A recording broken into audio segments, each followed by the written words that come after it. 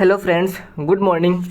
कल मैंने जैसा टेलीग्राम पे या व्हाट्सएप ग्रुप पे बताया था कि कल से बीपीएससी शिक्षक बहाली के लिए मतलब स्पेशल शिक्षक बहाली के लिए जो मेडाइवल हिस्ट्री का बैच शुरू करने वाले हैं उसका पहला सीरीज आज शुरू कर रहे हैं। तो ये जो है सिर्फ बीपीएससी शिक्षक बहाली के लिए ही नहीं, ये बीएसएससी, बीपीएससी 69वीं पीटी एग्ज़ाम और दरोगा जो बिहार दरोगा का एग्ज़ाम होने वाला है, बिहार पुलिस का एग्ज़ाम होने वाला है, सबके लिए इंपॉर्टेंट है। सबके लिए एक ही टाइप का क्वेश्चन पूछता है।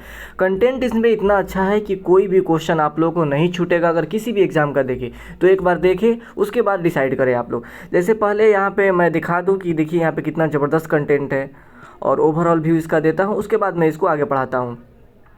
तो देखिए दोस्तों, सबसे पहले यहाँ पे दिया हुआ है मध्यकालीन भारत का शुरुआत ही होता है भारत पर मुस्लिमों के आक्रमण से। तो यहाँ पे भारत पे मुस्लिमों का आक्रमण सबसे पहले होता है।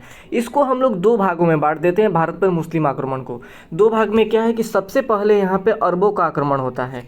तो अरब लोग यहाँ पे आए, आक्रमण किए, उसके बाद तुर्क का आक्रमण होता है। इससे आप लोगों को आसानी होगी समझने में। अब अरब आक्रमण में इम्पोर्टेंट ये हो जाता है कि अरब आक्रमण जो था ये मोहम्मद बिन कासिम के नेतृत्व में हुआ था। मोहम्मद बिन कासिम का इसका नेतृत्व किया था। उसके बाद आता है तुर्क आक्रमण। तुर्क आक्रमण में दो लोग फेमस है जिनका आप लोग नाम जानते होइएगा, मोहम्मद गजनवी और मोहम्मद गौरी। उसके बाद इसके नेक्स्ट स्लाइड में हम लोग देखते हैं जो इसका क्वेश्चन डिटेल में हुआ है, ये भारत पर अरब आक्रमण कैसे हुए हैं इसके बारे में हम लोग देखते हैं। तो सबसे पहले यहाँ पे दिया हुआ है भारत पर अरब आक्रमण। अरब आक्रमण में सबसे पहला जो आक्रमण हुआ था ये सर्वप्रथम 711 ईस्वी में उबैदुल्लाह के नेतृत्व में एक अभियान सिंध भेजा गया था, परंतु यह पराजित हुआ और मारा गया था। तो सबसे पहले तो उबैदुल्लाह आक्रमण किया लेकिन ये सफल नहीं हुआ था। दूसरा यहाँ पे अभियान जो था वो बुद्दैल के नेतृत्व में हुआ लेकिन ये भी असफल रहा था। अब सबसे इम्पोर्टेंट हो जाता है तीसरा अभियान जो 712 ईस्वी में हुआ था और यही मोहम्मद बिन कासिम के नेतृत्व में हुआ था और ये सफल रहा था। तो अगर क्वेश्चन ऐसे पूछ देता है कि भारत पर अरबों का सबसे पहला आक्रमण कब हुआ, तो ये वो हो जाएगा 711 ईस्वी में यहाँ पे जो दिया हुआ है और उबैदुल्लाह के नेतृत्व में। अगर वही इसको क्वेश्चन को थोड़ा सा ट्विस्ट कर देता है कि भारत पर अरबों का सबसे पहला सफल आक्रमण कब हुआ, तो ये हुआ था 712 ईस्वी में और मोहम्मद बिन कासिम के नेतृत्व में। तो क्वेश्चन पे ध्यान देना है।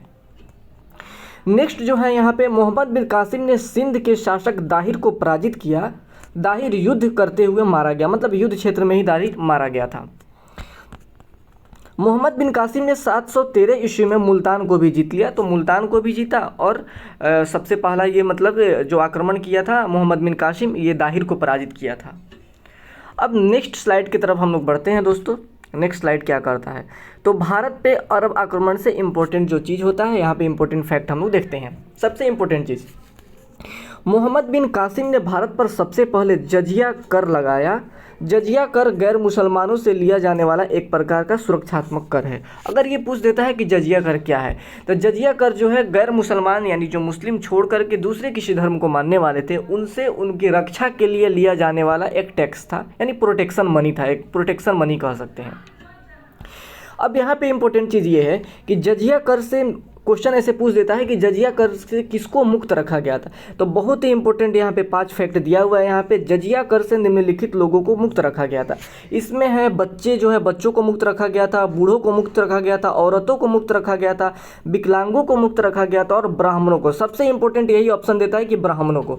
तो बिल्कुल जजिया कर से ब्राह्मणों को मुक्त रखा गया था। नेक्स्ट पॉइंट दिया हुआ है फिरोज शाह तुगलक ने ब्राह्मणों पर भी जजिया कर लगाया। ये बहुत इंपॉर्टेंट अपने आप में वेरी वेरी इंपॉर्टेंट हो जाता है कि किसने, जैसे क्वेश्चन पूछ देता है कि किसने ब्राह्मणों पर भी जजिया कर लगाया, तो वही फिरोज शाह तुगलक जो था वो ब्राह्मणों पर भी जजिया कर लगाया था।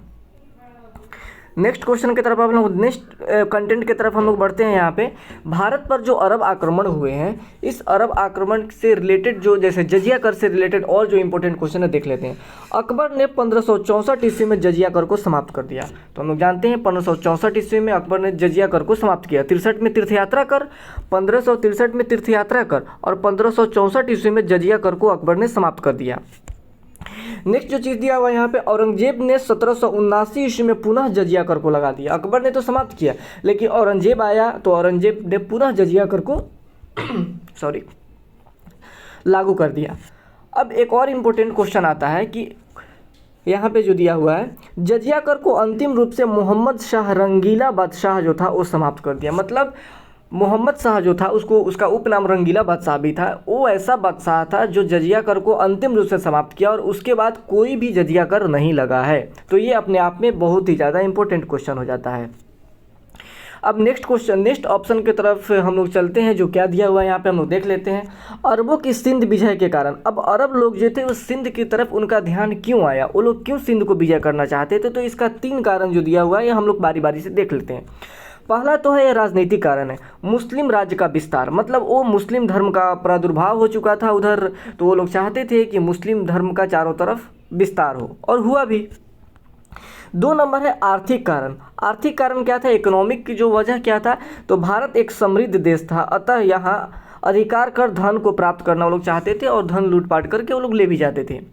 और 3 नंबर जो है वो क्या है कि इस्लाम धर्म का प्रचार करना, यानी इस्लाम धर्म का जो था वो प्रचार प्रसार करना और ज़्यादा से ज़्यादा लोगों को इस्लाम धर्म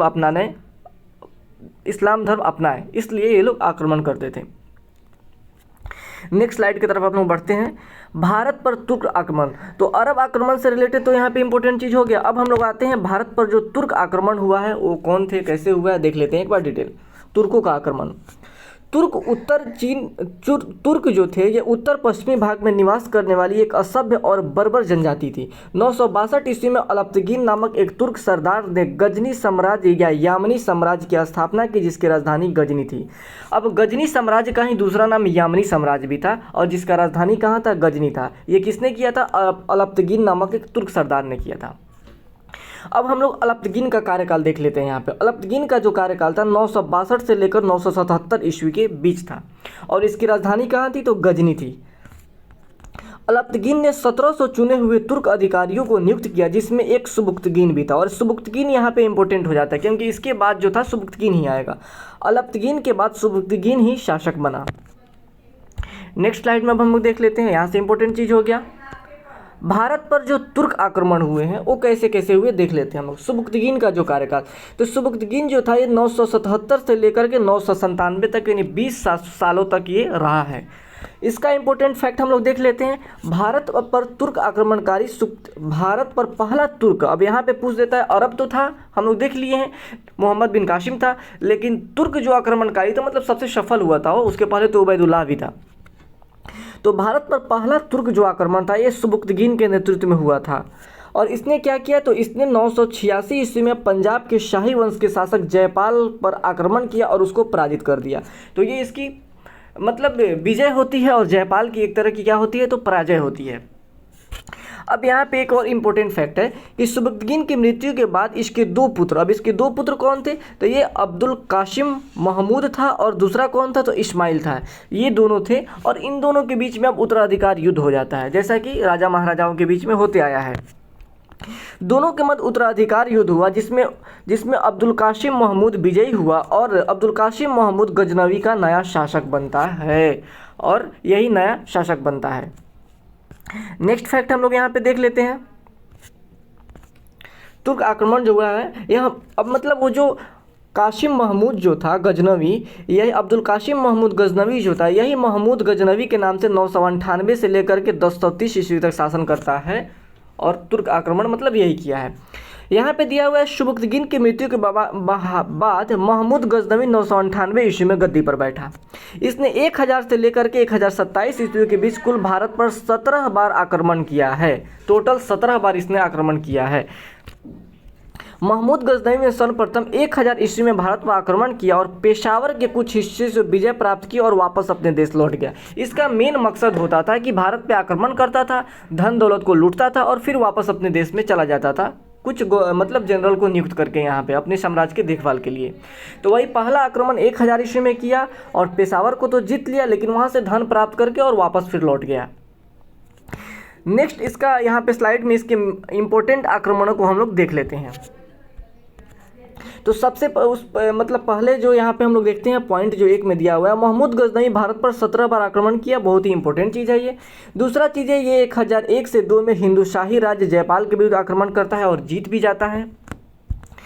दूसरा आक्रमण जो था इसका 1105-6 में मुल्तान पे होता है। अब्दुल फतह दाऊद की वहाँ का राजा रहता है।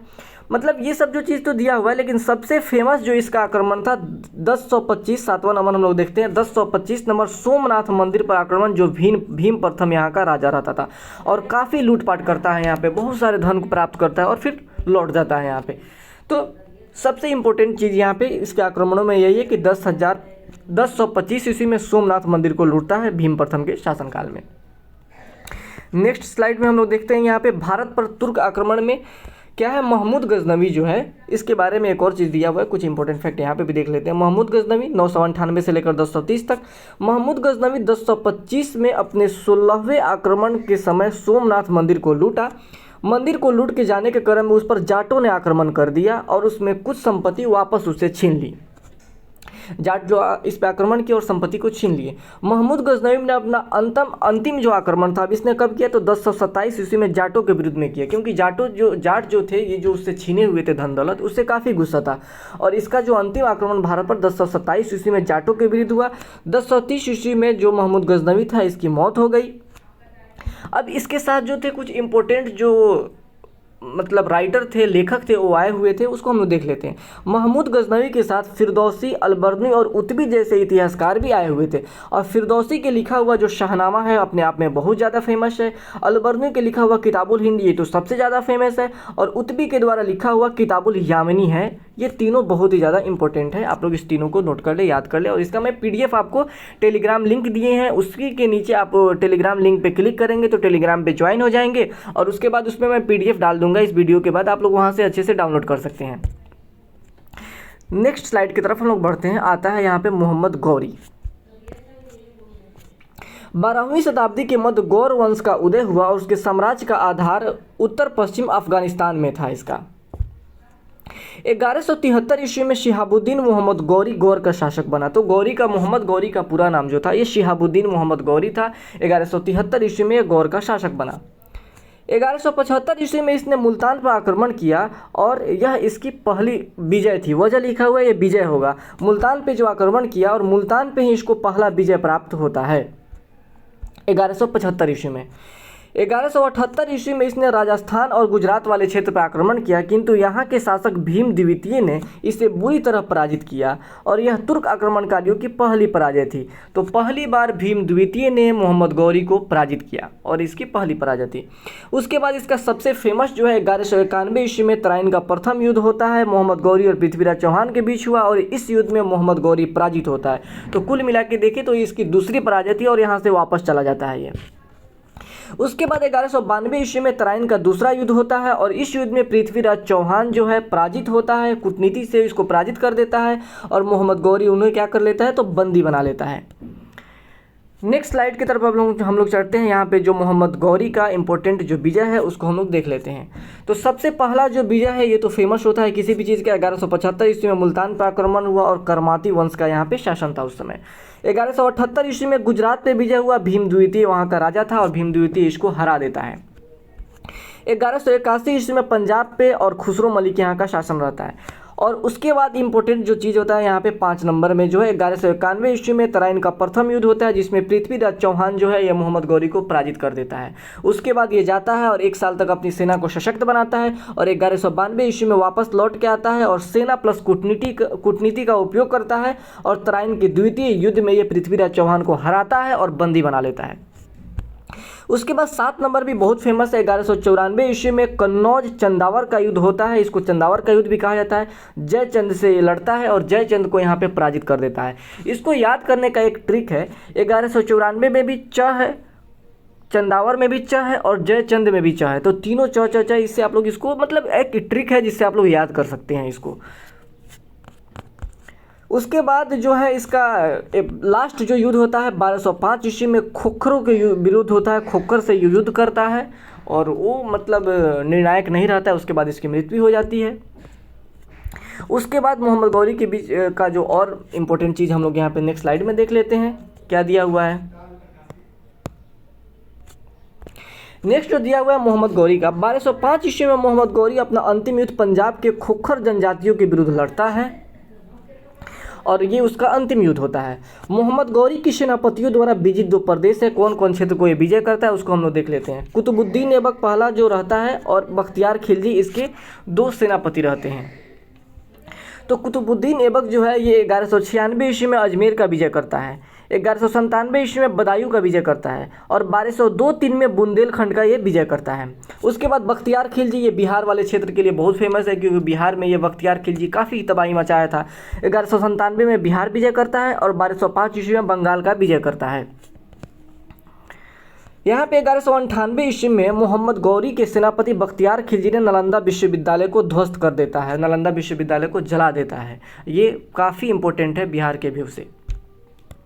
अब कुछ मैं इंपॉर्टेंट क्वेश्चन यहाँ पे दिया हुआ हूँ जिसमें आप लोग देख लीजिए कि ये जो क्वेश्चन दिया हुआ है इंपॉर्टेंट, मतलब ये कितना इंपॉर्टेंट क्वेश्चन आप लोग के लिए है, आप लोग देखिएगा तो पता चलेगा। और कोई भी सेट से आप लोग क्वेश्चन बनाइए, आपसे क्वेश्चन बनेगा इस लेक्चर को देखने के बाद। सबसे पहले यहाँ पे है 712 ईस्वी में सिंध पर अरबों के आक्रमण के समय वहाँ का शासक कौन था? तो हम लोग अभी देखिए वहाँ का शासक जो था वो दाहिर था। दूसरा क्वेश्चन है यहाँ पे सर्वप्रथम भारत में जजिया कर लगाने का श्रेय सिंध के विजेता मोहम्मद बिन कासिम को दिया जाता है। उसने किस वर्ग को इस कर से मुक्त रखा था? तो यहाँ पे जो दिया हुआ है ब्राह्मणों को इससे मुक्त रखा था, बूढ़ों को मुक्त रखा था, विकलांगों को मुक्त रखा था और बच्चों को मुक्त रखा था। तो इसमें ब्राह्मण दिया हुआ है, ब्राह्मणों को मुक्त रखा था। नेक्स्ट जो क्वेश्चन है सोमनाथ मंदिर 1205 ईस्वी में मोहम्मद गजनवी के आक्रमण के समय गुजरात का शासक कौन था? तो सोमनाथ मंदिर को जो लूटता है वहाँ पे गुजरात का शासक जो था ये भीम प्रथम था, भीम प्रथम था। नेक्स्ट स्लाइड की तरफ हम लोग बढ़ते हैं। यहाँ पे भारत में प्रथम आक्रमणकारी जो था ये कौन था? तो भारत में जो प्रथम आक्रमणकारी जो था ये मोहम्मद बिन कासिम था। चंदावर का युद्ध 1194 ईस्वी में किसके मध्य हुआ था? तो हम जैसा कि मैंने बताया हूँ कि चंदावर में 94 है, चंदावर 1194 में भी 94 है, मतलब च है। और जयचंद जो है उसके विरुद्ध हुआ था, तो मोहम्मद गौरी और जयचंद के विरुद्ध हुआ था, इसमें भी जयचंद में च है। इससे आप लोग ट्रिक से याद कर सकते हैं। मोहम्मद गजनवी के भारत आक्रमण के समय भारत आए विद्वान अलबरूनी ने किस महत्वपूर्ण ग्रंथ की रचना की थी? तो अलबरूनी की जो रचना है किताबुल हिंद है, यह बहुत ही फेमस रचना है अपने आप में। नेक्स्ट स्लाइड की तरफ हम लोग बढ़ते हैं। मोहम्मद गौरी के विजित प्रदेशों के देखभाल के लिए निम्नलिखित में से किस अविश्वसनीय जनरल को छोड़ गया था? तो मोहम्मद गौरी ने कुतुबुद्दीन ऐबक को छोड़ गया था और यही बाद में क्या करता है तो गुलाम वंश या ममलूक वंश की स्थापना करता है। जो दूसरा लेक्चर में वहीं से शुरू होगा कि कुतुबुद्दीन ऐबक के शासनकाल के बारे में मैं बताऊँगा। नेक्स्ट जो स्लाइड है, नेक्स्ट क्वेश्चन जो है कि तराइन की पहली लड़ाई 1191 ईस्वी में निम्नलिखित में किसके बीच हुई थी? तो हम लोग जानते हैं कि तराइन का प्रथम युद्ध मोहम्मद गौरी और पृथ्वीराज चौहान के बीच हुई थी, जिसमें पृथ्वीराज चौहान विजय हुआ था और मोहम्मद गौरी की पराजय हुई थी। अगला जो क्वेश्चन है भारत पर तुर्क आक्रमण करने वाला जो कौन था? तो भारत पर पहला जो तुर्क आक्रमण हुआ था यह मोहम्मद गजनवी के समय हुआ था। तो ये जो क्वेश्चन है प्रीवियस ईयर में क्वेश्चन डाल दिया हूँ, उसमें आप लोग लेक्चर को देखिए और उस सीरीज को बनाइए और कहीं से भी क्वेश्चन बनाइए, आप लोगों को कोई दिक्कत नहीं होगा। अगर मेरा वीडियो अच्छा लगा हो तो लाइक, सब्सक्राइब और शेयर ज़रूर करें, ऐसा वीडियो आता रहेगा। और मैं कंप्लीट तैयारी कराऊंगा। अभी मैं मतलब मेडाइवल हिस्ट्री करा रहा हूँ क्योंकि थोड़ा इंटरेस्टिंग होता है ये। इसके बाद मॉडर्न चलेगा, उसके बाद एंसेंट चलेगा, मतलब प्राचीन जो भारत है या प्राचीन इतिहास जो है चलेगा। तो आप लोग, मैं टेलीग्राम का लिंक दे दूंगा, व्हाट्सएप ग्रुप का लिंक दे दूंगा, नंबर दे दूंगा, आप लोग उसको जा करके वहाँ पे क्लिक करके टेलीग्राम में इसके PDF के लिए आप लोग टेलीग्राम ग्रुप में शामिल हो जाएं। तो धन्यवाद दोस्तों, चैनल को लाइक, सब्सक्राइब और शेयर ज़रूर करें।